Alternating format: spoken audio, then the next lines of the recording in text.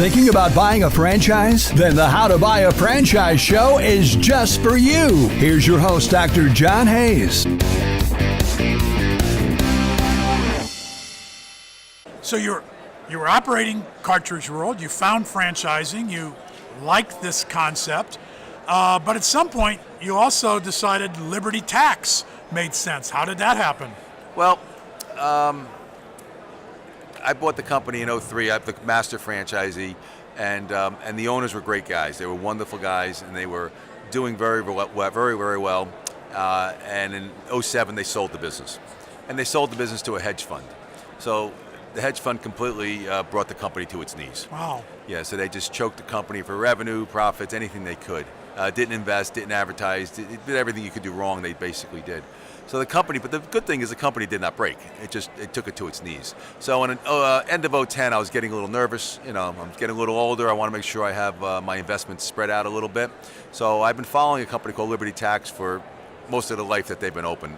John Hewitt, I'm a big fan of John Hewitt. I am too. When he founded Jackson Hewitt, Yeah. and I've tracked him since the 90s. In my printing company, Jackson Hewitt was one of our biggest customers. We did all their stores. We did all the graphics for. Okay. So I tracked him after he sold, and I saw he was coming to New York. So I invited myself. I emailed the sales agent, and I said, I'd like to visit. I was very honest. I said, I'm a master franchisee for another concept. My goal was not to take any of your candidates there, but just to meet with John, just to say hello and talk. And we did, and we hit it off. And I'm extremely impressed every day of the week by John. I mean, he's one of the few people in the world that that open two 4,000 plus chains. Yes. It's an amazing success story. You want to see an entrepreneur? It's wonderful. Yeah. So that's why I bought Liberty, and it was a very good move, and it's a great company. But with Liberty Tax, you became an area developer, not a master franchisee. How is that different?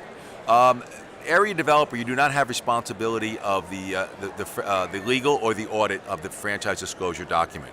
You basically own an area, you participate 50% with the franchise fee, and you participate 50% with the royalty fee. And is there still an upfront fee for the territory? Yes, there is. And similar to what Cartridge World is? It depends on the population of stores. Okay. A virgin area is less money than a populated area with stores and revenue. And how have you developed Liberty Tax? Where have you developed it, and how has that? When I bought Liberty Tax, the area developer, I bought from New Jersey up to almost Canada on the east side of New York State. So we had about 18 or 19 stores when I took over. We were doing about 1.3 million in revenue, and in 3 years I grew it to 40 stores plus over $2.8 million, $2.6 million in revenue. And then I ended up selling it back to Liberty. Okay. So are you not an area developer now for them, or do you still work with them? I do. I worked just with John. I took the money when I sold it, and I took a chunk of the profits, and I bought Manhattan. Oh, okay. Which Good. has only two offices, and it's a virgin area, and it's plenty of growth. And so how much build out will you do in Manhattan? Well, there'll be room for 22 to 25 territories. Each territory could easily have two offices to 3 offices. Yeah.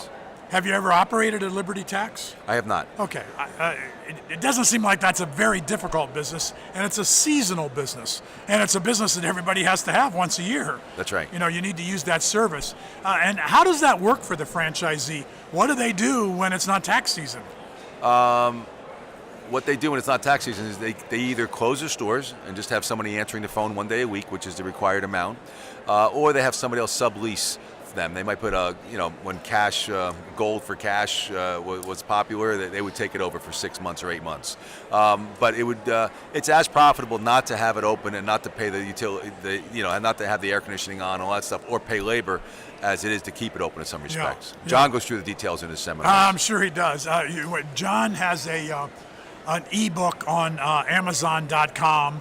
And I have about a dozen books on Amazon.com, and it's a good day when one of my books is, let's say, number 8 on the bestseller list, and John is number 9, but mostly John's number 1, and I'm number 8 or 9 or 10.